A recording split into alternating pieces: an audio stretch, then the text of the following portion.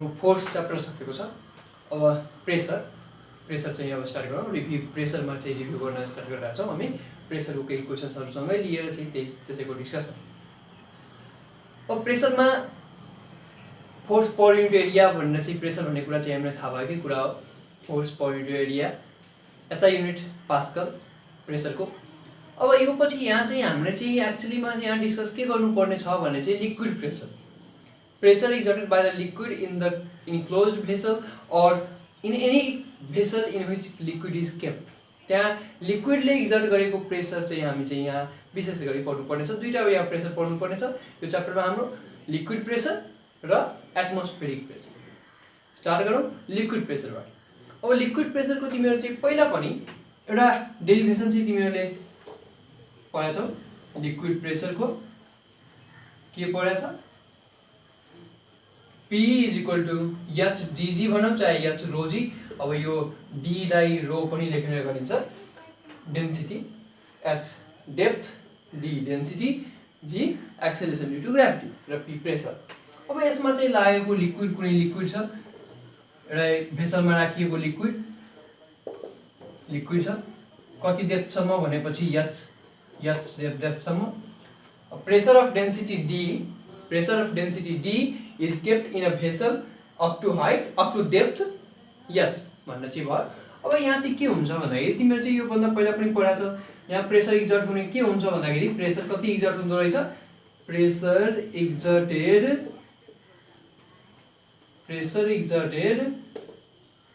by the liquid is given by P is equal to F by A। अब यसलाई solve गरौँ। F भनेको mg त थाहा छ हामीलाई, mg by A। किन भन्दाखेरि F is equal to mg भन्ने चाहिँ भयो। त्यस पछाडि अरु के छ? m भनेको के? d into v, density into volume. किन भन्दाखेरि density is equal to mass by volume भनेपछि मास is equal to के भयो त? d into v into g by a भयो चाहिँ यहाँ। त्यस पछाडि अरु के गर्ने भन्दाखेरि d into v equal to लेख्न सक्छौँ हामी a into h into g by a। किन भन्दाखेरि v is equal to l into b into h। यसलाई हामी l into b लाई a लेख्न सक्छौँ into h। त्यही कुरा भयो। अब यहाँ a क्यान्सल भयो।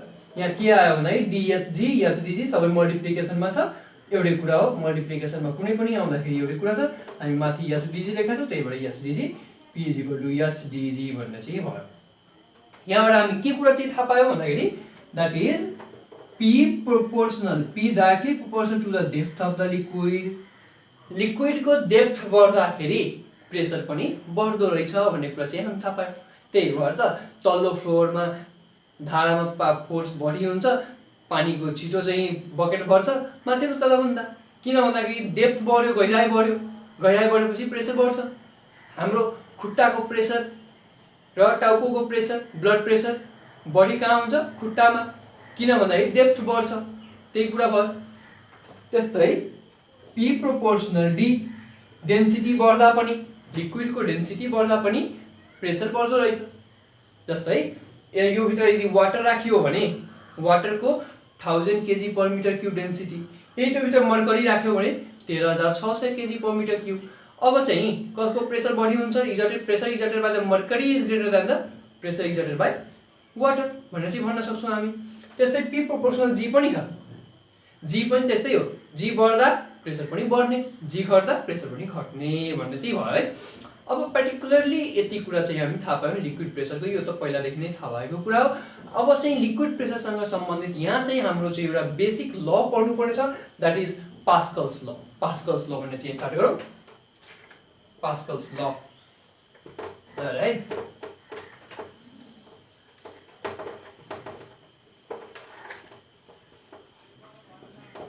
पास्कल्स ल। अब पास्कल्स ल भनेको के भन्दाखेरि पास्कलले दिएको ल भनेपछि के माथि? पास्कल ल अन लिक्विड प्रेसर। यो पनि के माथि बेस्ड छ भन्दाखेरि लिक्विड प्रेसर माथि नै बेस्ड छ। अब यो स्टेटमेन्ट के छ तिमीलाई स्टेटमेन्ट पनि सोध्न सक्छ स्टेट पास्कल्स ल भनेर चाहिँ के सोध्न सकिन्छ states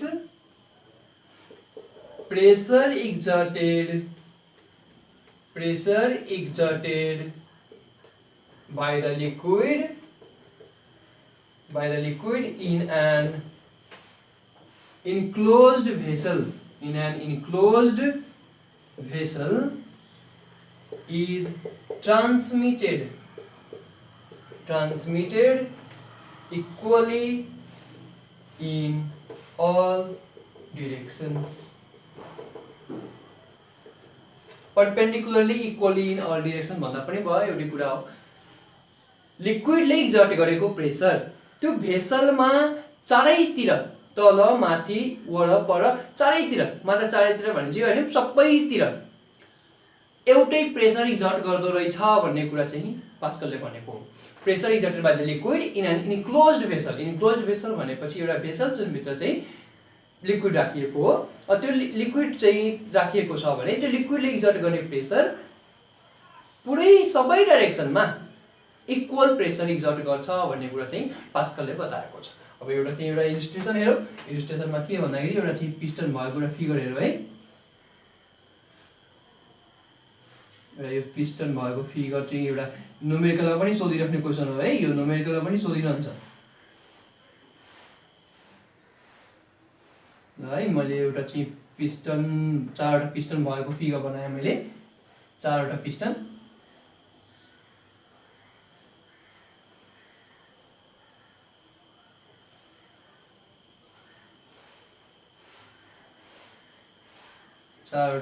piston A B C D गरिकन चाहिँ नाम लेख्छु म ए बी सी डी भनेर चाहिँ भयो यो भित्र कुनै लिक्विड राखेको छ मानव वाटर छ यो भित्र लिक्विड भए चाहिँ वाटर राखिएको हो पिस्टन ए भयो यो पिस्टन बी भयो पिस्टन ए भयो यो पिस्टन डी त्यस्तै यो पिस्टन चाहिँ C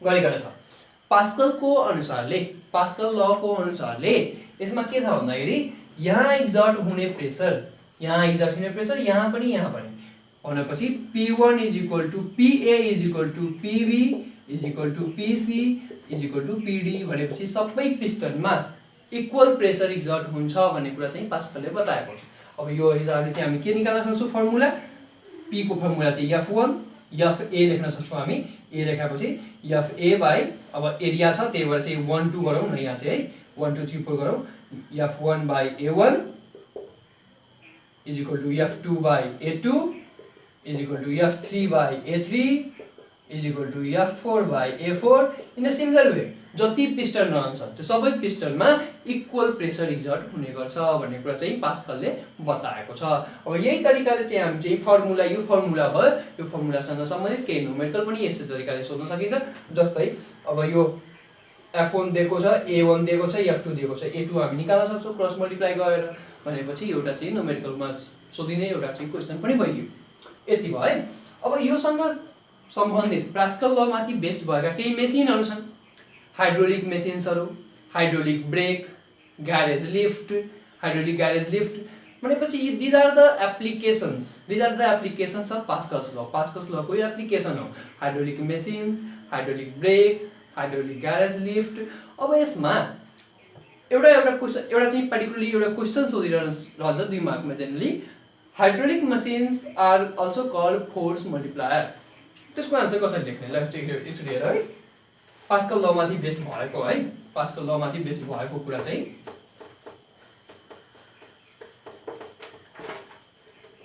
hydraulic machines are based on Pascal's law and hydraulic machines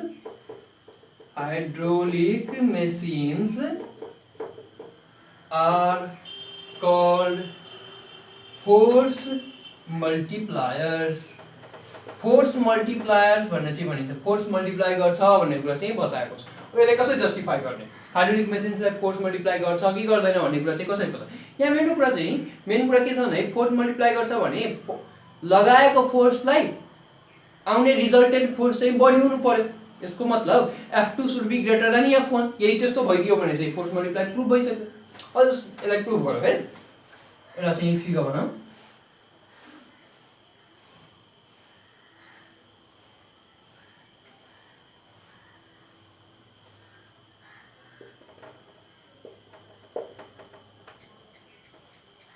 मानव एउटा यो पिस्टन छ, एउटा यो पिस्टन छ है, दुईटा पिस्टन छ, दुईटा पिस्टन यो भित्र राखेको लिक्विड हो।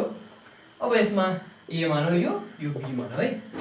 हेर त यहाँ area of piston A is smaller than area of piston be.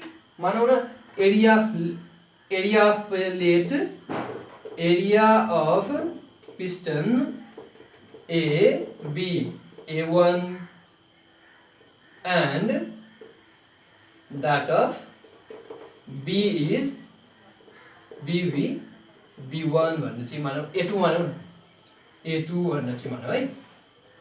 एउटाको A1 एउटाको A2 भन्ने चाहिँ एरिया मानेको। अर्को चाहिँ के भन्दाखेरि and force exerted on piston A B F1 and that of B F2 भन्ने चाहिँ मानौ। यसमा एरिया A1 फोर्स F1, यसमा एरिया A2 फोर्स F2 भन्ने चाहिँ भयो है। अब एज पर द पास्कल्स ल, एज पर पास्कल्स ल, पास्कल ल को आधारमा, अकर्डिङ टु पास्कल ल लेख्दा पनि भयो, एउटै कुरा भयो। त्यो पास्कल ल चाहिँ अनुसारमा के भयो भन्दाखेरि F1/A1 is equal to F2/A2 or pressure exerted on the piston A, pressure exerted by the piston A is equal to the pressure exerted by the piston B। A पिस्टनले जति प्रेसर एक्सर्ट गर्छ त्यति नै pressure B ले exert गर्दो रहेछ। अब यहाँ हेर, यहाँ चाहिँ हाम्रो चाहिँ यहाँ गिवन फिगरको अनुसारले फ्रम फिगर के छ भन्दाखेरि A2 is greater then A1। A2 त के छ भन्दाखेरि A1 भन्दा बढी छ। जब A2 ग्रेटर छ अब यसलाई चाहिँ हामी यस्तो पनि लेख्न सक्छौँ है, F1/F2 is equal to A1/A2 यस्तो पनि लेख्न सक्छौँ नि त। यसलाई त हामी यस्तो पनि लेख्न सक्छौँ नि त, यहाँबाट यो लेख्न सक्छौँ हामी। भनेपछि अब हेर, यहाँ area of piston B A2 is greater then A1, A2 बढी छ A1 कम छ, तल बढी माथि कम भयो भने अब यसको भ्यालु चाहिँ के हुन्छ, लेस देन 1 कि ग्रेटर देन 1।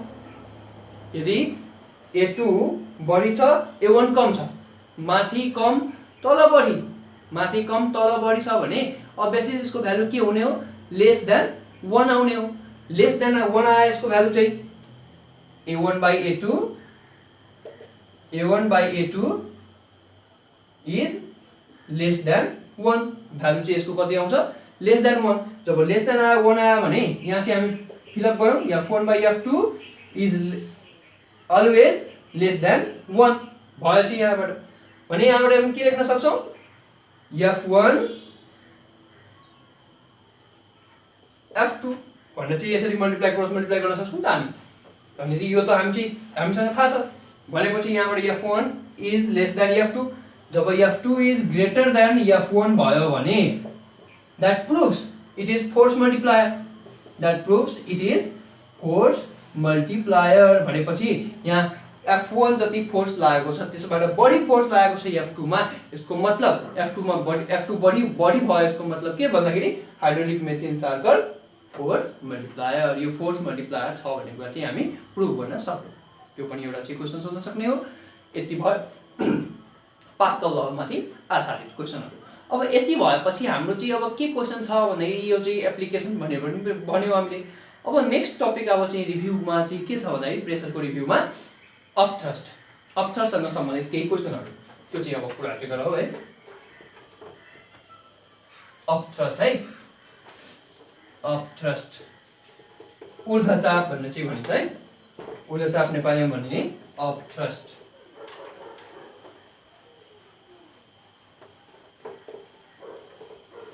अपथ्रस्ट भने कि कुनै पनि अब्जेक्टलाई पानीमा इमर्स गर्दा, पानीमा डुबाउँदा पुरै डुबाउँदा वा पार्सियली डुबाउँदा।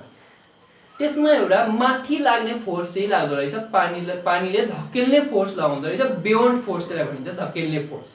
त्यो अपवर्ड लाग्ने फोर्सलाई नै हामी के भन्दो रहेछौँ, बियोन्ड फोर्सलाई नै के भन्दो रहेछौँ, अपथ्रस्ट भनेर चाहिँ भन्छौँ। अपथ्रस्ट भनेको त्यही हो। भनेको चाहिँ के भन्दाखेरि when a body is wholly or partially immersed in a लिक्विडमा कुनै अब्जेक्टलाई डुबायो भने it experiences an upward force which is called upthrust। त्यसैलाई के भन्छौँ हामी, अपथ्रस्ट भन्न चाहिँ भन्छौँ भन्ने कुरा चाहिँ भयो है। अब अपथ्रस्टको एउटा चाहिँ के छ यहाँ चाहिँ बुझ्नुपर्ने कुरा, एउटा upthrust is equal to weight in air minus weight in water भन्ने कुरा चाहिँ बुझ्नु पर्यो। एउटा यो फर्मुला पनि सोधिराख्ने क्वेसन हो, फर्मुलामाथि बेस भएको क्वेसनहरू। त्यसमा एउटा चाहिँ भनौँ आर्किमिडिज प्रिन्सिपल यसपछि हामी डिस्कस गर्छौँ, त्यससँग सम्बन्धित एउटा डिभाइस छ युरेका क्यान बनाएको चाहिँ अब चाहिँ एउटा भनौँ न बनाइहालौँ। युरेका क्यान यो चाहिँ वेइङ मेसिन भयो, वेइङ मेसिन। यसमाथि एउटा चाहिँ सानो भाँडा राखेको छ, सानो भाँडो, यो टाढा भयो अलिक नजिक बनाऊ,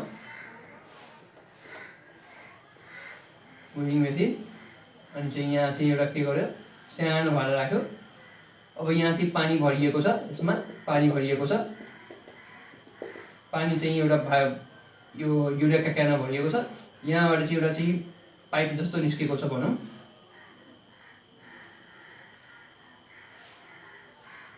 अब यहाँ पानी पुग्ने बित्तिकै, योभन्दा बढी पानी पुग्ने बित्तिकै अब यसमा चाहिँ के गर्यो भन्दाखेरि एउटा वस्तु भनेको एउटा चाहिँ वस्तु छ यहाँ, यो वस्तुलाई के गर्यो भन्दाखेरि यहाँ चाहिँ एउटा छ वेट इन एयर, हावामा चाहिँ वेट छ एउटा, सपोज भनौँ W1, let it be W1।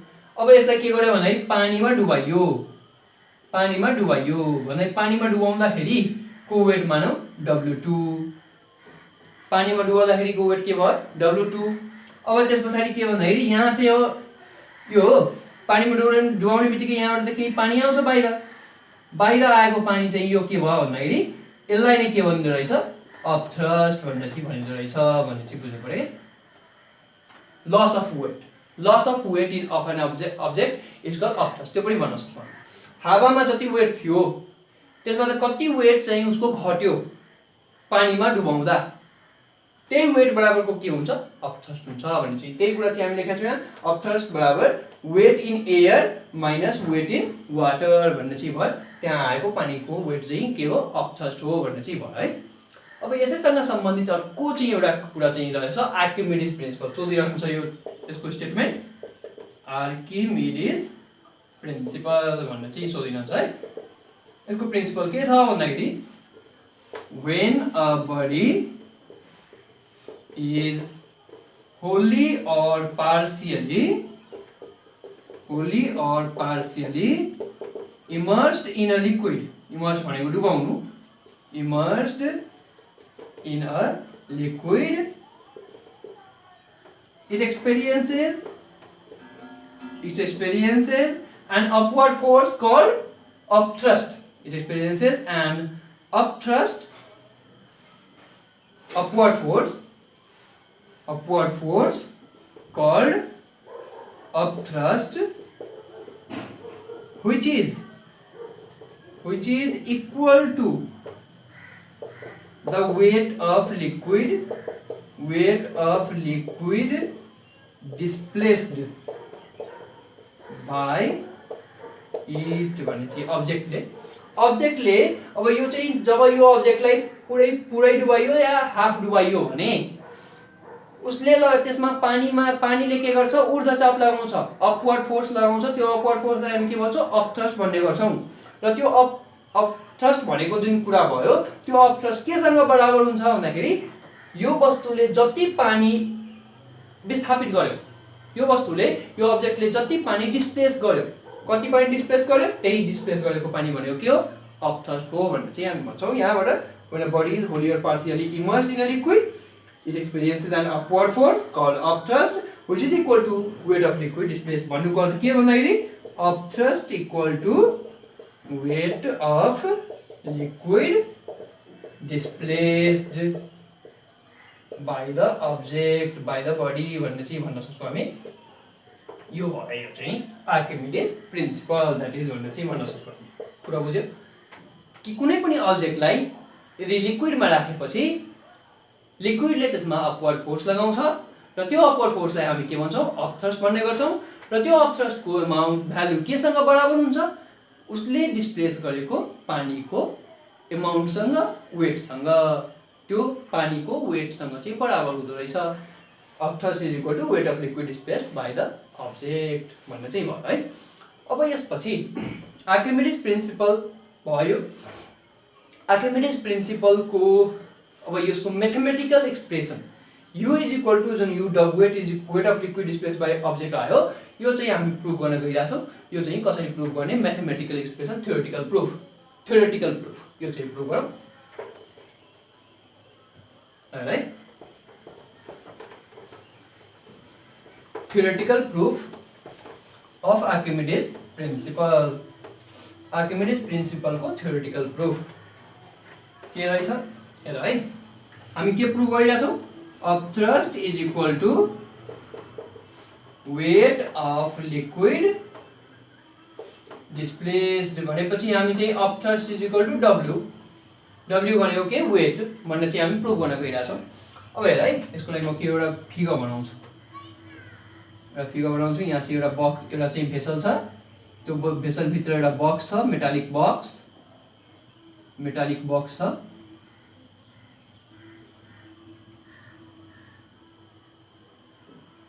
यो बक्सभित्र, यो भेसलभित्र एउटा मेटालिक बक्स छ। अब यति चाहिँ मानौँ एउटा यो माथिल्लो सर्फेस ए भयो, तल्लो सर्फेस बी मानौँ, माथिल्लो अपवर्ड सर्फेस, डाउनवर्ड सर्फेस।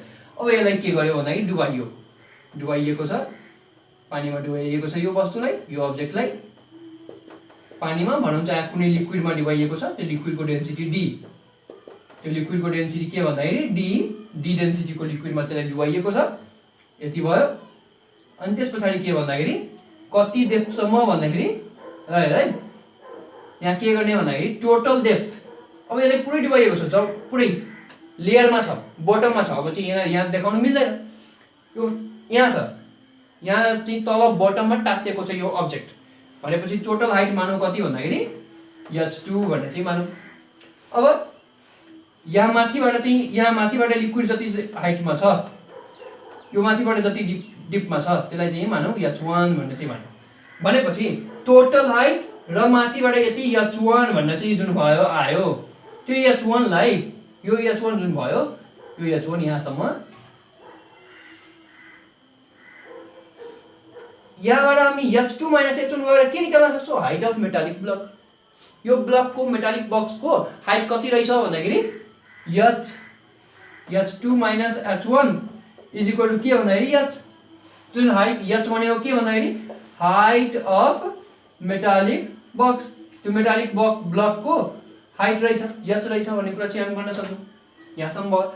अब त्यसपछि यो भयो, let us consider an object of mass m that is kept in the density liquid of density d in a vessel up to the depth h2 and the upper height is h1 and let the height of the metallic block is h भन्ने चाहिँ हामी मान्यौँ। अब त्यसपछि के गर्यो भन्दाखेरि यहाँ चाहिँ अब के गर्ने, दुईटा कन्डिसन गर्ने, प्रेसर है, pressure on upper surface, pressure on upper surface, pressure exerted on upper surface मानौँ P1 माथिल्लो सर्फेसमा, ए सर्फेसमा यदि भयो भने त्यसमा चाहिँ के हुन्छ भन्दाखेरि F1/A1 लेख्न सक्छौँ, F1/A लेख्न सक्छौँ हामी। अब A1 किन लेखेन, किनभने माथि चाहिँ तल एरिया त के हुन्छ, सेम हुन्छ, ब्लकको बक्सको मेटालिक ब्लकको एरिया त के हुन्छ, सेम हुन्छ। भनेपछि F1/A भनेर चाहिँ भयो P1 इज इक्वल टु, यहाँबाट हामी के लेख्न सक्छौँ, F1 बराबर F1 equals P1 into A, equation 1 मानौँ यसलाई। अब अर्को है, प्रेसर अन लोअर सर्फेस, तल्लो सर्फेसमा, अब तल्लो सर्फेसमा के हुन्छ भन्दाखेरि P2 के हुन्छ F2/A, अब एरिया त सेम हो। अब है यहाँ के भयो F2 is equal to P2A भनेर चाहिँ मानौ क्वेशन 2 भयो। अब हामीले चाहिँ के निकाल्नु पर्ने भन्दाखेरि अपथ्रस्ट निकाल्नु पर्ने। अपथ्रस्ट भनेको के हो भन्दाखेरि रिजल्टेन्ट फोर्स हो। अपथ्रस्ट भनेको लस अफ वेट हो। लस अफ वेट भनेको रिजल्टेन्ट फोर्स हो। F2 minus F1 resultant force. अब चाहिँ कसरी निकाल्ने? Resultant force now resultant force is equal to F2 minus F1 भनेर माइनस गर्ने। अब F2 के छ? F2 के छ? P2A